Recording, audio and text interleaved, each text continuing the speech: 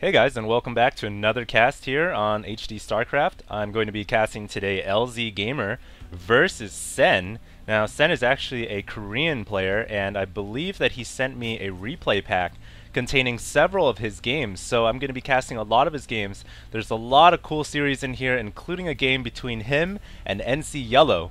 Not sure if it's the real NC Yellow, but he does play on the Korean server, and I'm guessing LzGaMeR is using his Korean account or something here. But this is on the Korean server, and apparently he plays NC Yellow and a bunch of other good players, including Artosis.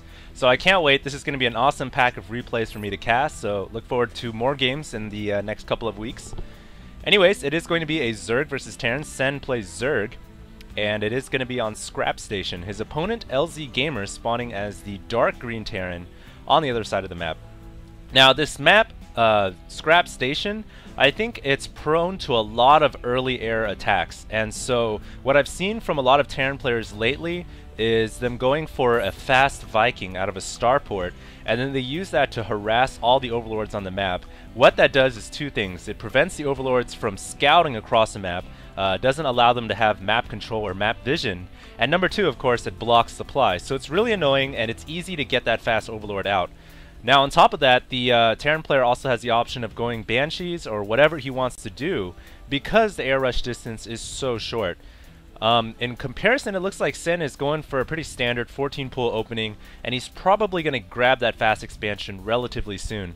The nice thing on Scrap Station now is that there are these destructible rocks, which makes it much easier to hold on to that natural, and so it's definitely a welcome addition for a Zerg player.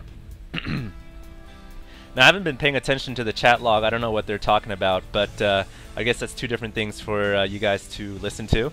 So it looks like LzGaMER's thrown on his tech lab right away, and he's already mining out of one refinery. So we might be seeing possible Reapers. Reapers are definitely something that are viable. It is a little bit more difficult on this map to do because you have to kind of hop the Reapers here, and there's no real shortcut unless, you know, a Reaper could jump from here to here, which would be like some kind of Super Mario long jump.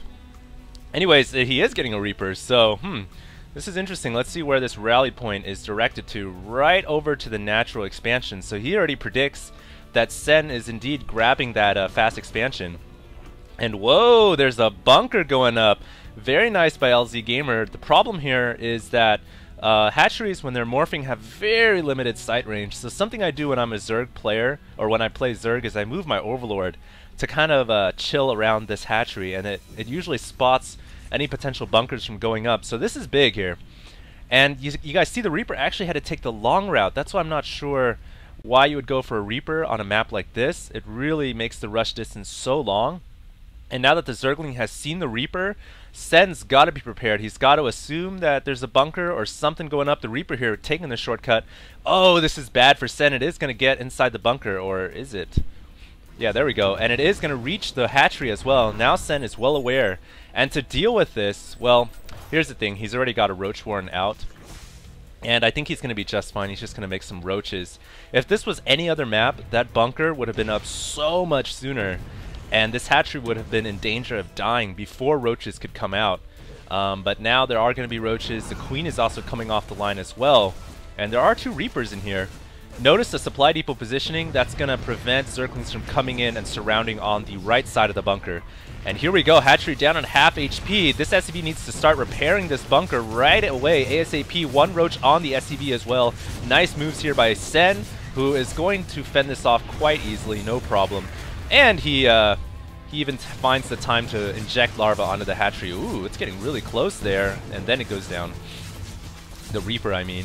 And so the supply depot, a nice little try to prevent Zerglings, but I think LzGaMER didn't realize that on this map, by the time you get that bunker and Reapers inside, Sen's going to have roaches. So he holds on to the expansion. LzGaMER, meanwhile, looks like he's going to be grabbing a fast command center, and he's positioning it here, which can only mean that he's planning to float it off and take the island, which is pretty bold, pretty risky, especially against a Zerg, because all the Zerg player has to do is, you know, move an Overlord up to this 12 o'clock, and then that's that.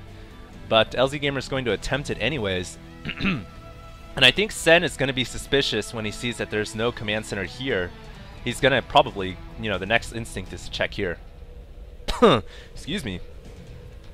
Looks like LzGaMeR is getting a starport, so he is going to be getting that fast Viking. He's also throwing down an engineering bay, no doubt, for some quick upgrades or potentially just missile turrets, because he doesn't know what's going on inside the Zerg player's base at this point, and so there could be a spire going up for all he knows, so that's just a safety precaution. But he is going to be getting that fast Viking, so he's pretty soon going to be able to scout out. That's the other bonus to getting that fast Viking. It allows you to scout right away instead of wasting energy for a comsat. So let's take a look at both players' income here. 1300 over 700. The Zerg player well far ahead because he does have that fast expansion going. Looks like the Overlord is going to come in here. It's going to be a sack Overlord just to see what's going on, and even though Sen loses this Overlord, it is worth it because now he knows exactly what the deal is inside LzGaMER's base. He knows there's a starport, and he saw the tech lab going up too, I believe. He's even sacking another one, but he saw the tech lab, so he's going to have to get some kind of air defense to deal with possible Banshees, and I think he's either going to throw up some Spore Crawlers or he's going to toss up a couple Hydralisks. I guess he's going to get Spore Crawlers. Where is that Viking? It's going around taking out those Overlords. It's already got 2 kills, and it doesn't take very long for a Viking to kill an Overlord. So now you guys can see that Sen is forced to retreat all of his Overlords back to his base, and now he's going to be playing a little bit more in the dark. Looks like the command center has landed down at the 12. Starting to get that saturation going with 2 refineries coming up. Harvester count showing 37 over 34. Zerg player is still far ahead. Production tab showing a Raven being built, so not Banshees, going to be a Raven coming out of the starport, as well as infantry weapons level 1. Planetary Fortress also being constructed.